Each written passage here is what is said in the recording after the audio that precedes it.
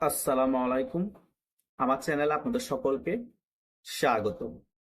5ই আগস্টের পরবর্তী সময় ডক্টর ইউনূস প্রধান উপদেষ্টা হওয়ার পরপর 23শে আগস্ট বুধবার 2024 সালে বাংলাদেশ ছাত্রলীগকে নিষিদ্ধ করা হয়। নিষিদ্ধ করার পরপরই বাংলাদেশ ছাত্রলীগের কর্মীদের উপর স্ট্রিমরোল চালায় এই অন্তর্বর্তীকালীন সরকার। তারা মনে করেছিল বাংলাদেশ ছাত্রলীগকে নিষিদ্ধ করে দিলে বাংলাদেশ ছাত্রলীগ নিশ্চিহ্ন হয়ে যাবে, বাংলাদেশ আওয়ামী লীগ নিশ্চিহ্ন হয়ে যাবে এবং তারা ঘুরে দাঁড়াতে পারবে না এবং রাজপথে নামার কোনো দুঃসাহস করবে না।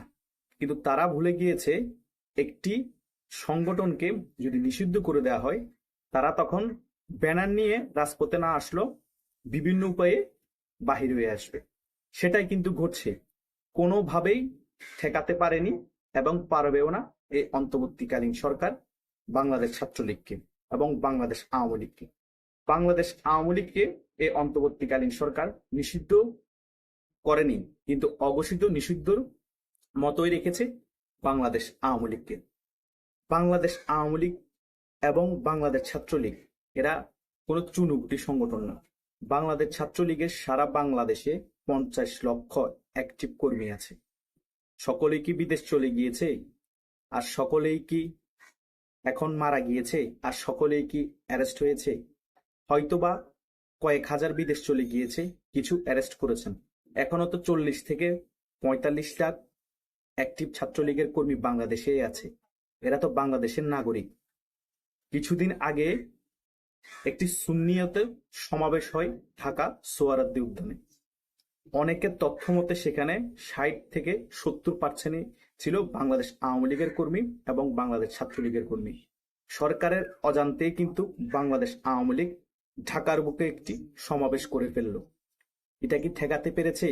কিভাবে ঠেকাবে?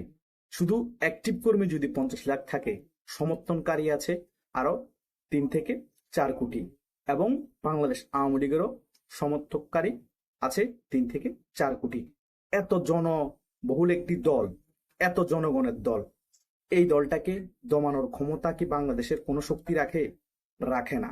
সেই কারণেই বাধ্য হয়েই অনেকেই এখন বলে যে বাংলাদেশ আওয়ামী লীগের শিকড় অনেক গভীরে। বাংলাদেশ আওয়ামী লীগ পাট গাছ না, বাংলাদেশ আওয়ামী লীগ বট গাছ। আর বাংলাদেশ আওয়ামী লীগ কোনো চেয়ারও না যে ধাক্কা দিলাম সরে গেল। বাংলাদেশ আওয়ামী লীগ হচ্ছে হিমালয় পর্বত। বাংলাদেশ আওয়ামী লীগ এত কোণঠাসা অবস্থায় থাকার পরেও, এত দমন নিপীড়ন করার পরেও যে কোনো মূল্যে তারা রাজপথে নেমে আসছে, ঝটিকা মিছিল করছে এবং বিভিন্ন প্রত্যন্ত গ্রামে বাংলাদেশের আওয়ামী লীগের কর্মীরা তাদের কার্যক্রম পরিচালনা করছে। যতই নিষিদ্ধ নিষিদ্ধ খেলার কথা বলা হবে, বাংলাদেশ আওয়ামী লীগ তত শক্তিশালী হবে। কারণ তখন তারা হিডেন ভাবে কাজ করা শুরু করবে। আর এত জনসংখ্যার একটা দল যদি হিডেন ভাবে কাজ করা শুরু করে, ব্যানার প্ল্যাকার্ড নিয়ে না আসে, তাদের প্রোগ্রাম সংগঠিত করে, তো এই শক্তিকে দাবিয়ে কে রাখবে? পুলিশও কিন্তু কোন একটা গোষ্ঠীর না, পুলিশ হচ্ছে সকল জনগণের। আর্মিও কোন একটা গোষ্ঠীর না, আর্মি হচ্ছে সকল জনগণের। তো কোনো জনগণ কোনো ব্যানার ছাড়া যদি কোনো প্রোগ্রাম করতে চায়, সেই প্রোগ্রামকে বন্ধ করে রাখার ক্ষমতা আর্মি এবং পুলিশের কি আছে? যদি কোনো অরাজকতা না করে, জানমালের ক্ষতি না করে? অফকোর্স নাই। তো বাংলাদেশ আওয়ামী লীগ ব্যানার ছাড়া প্রোগ্রাম করবে, বাংলাদেশ ছাত্রলীগ ব্যানার ছাড়া প্রোগ্রাম করবে, তো কে ঠেকাবে? ঠেকানোর ক্ষমতা কারো নাই। শিবিরের মতো একটি চুনুপুটি সংগঠন নিষিদ্ধ করেছিল, আর তারা গোপনে যখন তাদের কার্যকলাপ শুরু করে দিয়েছে, বাংলাদেশ আওয়ামী লীগের মতো এত বড় সংগঠন এবং পুলিশ, আর্মি, বিজিবি, র্যাব তাদের হাতে থাকার পরও তাদেরকে দমন করা সম্ভব হয়নি। আর 100 গুণ বেশি শক্তিশালী একটি সংগঠন, দক্ষিণ এশিয়ার বৃহত্তম সংগঠন হচ্ছে বাংলাদেশ ছাত্রলীগ। তো এই সংগঠনকে এভাবে নিষিদ্ধ ট্যাগ দিয়ে কি দমন করা সম্ভব? আদৌ কখনোই সম্ভব না। যেখানে 1% ওয়ালা দল একটা ছাত্র সংগঠনকে দমন করতে পারে না, এত শক্তিশালী একটি রাঘব বল সরকার থাকার পর শেখ হাসিনার হাতে, তো এই সংগঠনকে যতই চাপিয়ে রাখা হবে তত শক্তি সঞ্চয় করে ফিরে আসবে। তাই একটি দেশের মধ্যে গণতান্ত্রিক প্রক্রিয়া এবং দেশের ব্যালেন্স ঠিক রাখার জন্য যারা অপরাধী তাদেরকে সাজার আওতায় এনে সকলকে রাজনীতি করার অধিকার দিতে হবে। তা না হলে দেশটা সুন্দরভাবে গড়ে তুলতে পারবে না। কেন পারবে না? এখন রিসেন্টলি একটি নিউজ ছড়িয়ে গিয়েছে যে 8 দিনের ওয়ার্ডারে সকল সরকারি চাকরিচ্যুত লোকদেরকে চাকরিচ্যুত করা হবে, কোনো তদন্ত করা হবে না। এটা কেন করা হচ্ছে? এটা করা হচ্ছে আওয়ামী লীগের যারা অনেক আছে চিহ্নিত বা এমনি আওয়ামী লীগ ঘরানার লোক, তাদেরকে চাকরিচ্যুত করে দিবে 8 দিনের আদেশে। তারা তদন্ত ছাড়াই চাকরিচ্যুত হয়ে যাবে। ওইখানের মধ্যে বিভিন্ন শিবিরের লোককে ঢুকানো হবে, যারা এই সরকারের মতাদর্শের লোক তাদেরকে ঢুকানো হবে। এবং এই ডক্টর ইউনূস সরকার এই রিসেন্টলি আইএমএফ থেকে লোন নিতে চাচ্ছিল, এবং আইএমএফ এর লোনও নাকি দিবে না। তো বাংলাদেশে যদি লোন না পায়, বাংলাদেশের রিজার্ভ কমে যায়, বাংলাদেশে এখন অনেক মানুষ চাকরিচ্যুত হয়ে যায়, গার্মেন্টস সেক্টর বন্ধ হয়ে যায়, তো এই বাংলাদেশ চালাবে কি করে? আবার অন্য দিক দিয়ে 50% লোককে কোণঠাসা করে রাখবেন, তাদের ব্যবসা বাণিজ্য দখল থাকবে, তারা চাকরিচ্যুত হয়ে যাবে, তো দেশকে কন্ট্রোল করবেন কিভাবে?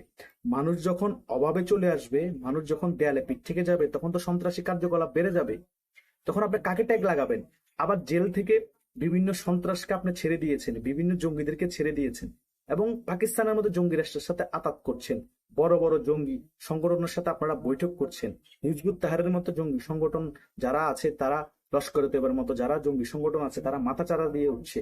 এবং পাকিস্তানের মতো জঙ্গি সংগঠনরা এখন আস্ফালন বেড়ে গিয়েছে। তারা চিন্তা করতেছে বাংলাদেশ তো আমাদের পাশে আছে, এখন আমরা জঙ্গি কার্যকলাপ চালালে বাংলাদেশকে দিয়ে ইন্ডিয়াকে প্রেসারে রাখবো, আমরাও প্রেসারে রাখবো। এভাবে করে আমরা জঙ্গির আস্ফালন ঘটাতে পারবো বাংলাদেশ এবং পাকিস্তানের মধ্যে। এটাই তো। তো এভাবে করে একটি দেশ চলতে পারে না। আর বাংলাদেশ আওয়ামী লীগকে এসব কার্যকলাপ করে জঙ্গি রাষ্ট্র বানিয়ে পাকিস্তানের সাথে আপাতত ঠিকিয়ে রাখতে পারবেন না, কখনো সম্ভব না। 1971 সালে বাংলাদেশ আওয়ামী লীগের নেতৃত্বে যখন মুক্তিযুদ্ধ হয়েছিল, তখন পাকিস্তানের কাছে কি ছিল না? জেট বিমান ছিল, কামান ছিল, গোলাবারুদ ছিল। পৃথিবীর কয়েকটা শক্তিধর আর্মির মধ্যে একটা ছিল এই পাকিস্তান। তারপরেও কি বাংলাদেশের মানুষকে দমিয়ে রাখতে পেরেছিল? বাংলাদেশকে কি হারাতে পেরেছিল? 9 মাস যুদ্ধের পরেও, এত জনের লাশের উপর দিয়ে, 2 লক্ষ মা বোন এর সংযম হানির পরেও পাকিস্তানকে হারাতে পেরেছিল বাঙালিকে? পারে নাই। সেই ব্লাড কিন্তু এখনো বাংলাদেশে আছে, মুক্তিযুদ্ধের সপক্ষে শক্তি।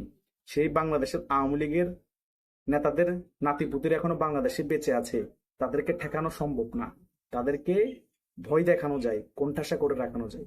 তারা সেটাকে ভয় না পেয়ে, কোণঠাসা না হয়ে পুরো শক্তি নিয়ে আবার ফিরে আসবে এবং বাংলাদেশ আওয়ামী লীগকে সুগঠিত করবে, আরো 10 গুণ শক্তি নিয়ে আবার বাংলাদেশ শাসন করবে। কখনো কাউকে ভয় দেখিয়ে নিষিদ্ধ নিষিদ্ধ খেলা খেলে দমিয়ে রেখে স্টিমরোলার চালিয়ে কিছু হয়নি, কিছু হবেও না। আর এইরকম করে কোনো রাজনৈতিক দল ধ্বংস হয় না, বরং আগের থেকেও 10 গুণ শক্তি নিয়ে ফিরে আসে। সেটাই হচ্ছে তার প্রমাণ। 2-3 দিন আগে সুন্নিয়ত সমাবেশ ঢাকার মধ্যে অঘোষিতভাবে কিন্তু বাংলাদেশ আওয়ামী লীগ একটি সমাবেশ করেই ফেললো। সরকার কিন্তু ঠেকাতে পারেনি। এটাই বাংলাদেশ আওয়ামী লীগ চোখ দিয়ে দেখিয়ে দিয়েছে, করে দেখিয়ে দিয়েছে। সাধারণ জনগণ অনেকে বুঝতে পারে নাই, এখন কিন্তু বুঝতে পারছে যে কি খেলা কোথা থেকে হয়েছিল। এটাই হচ্ছে বাংলাদেশের আওয়ামী লীগের শক্তি, এটাই হচ্ছে রিয়েলিটি। এটা সরকারকে মেনে নিতেই হবে। যত তাড়াতাড়ি মেনে নিবে, ততই বাংলাদেশের জন্য মঙ্গল, ততই দেশের জন্য মঙ্গল, ততই বাংলাদেশের সার্বভৌমত্বের জন্য মঙ্গল। ধন্যবাদ সকলকে।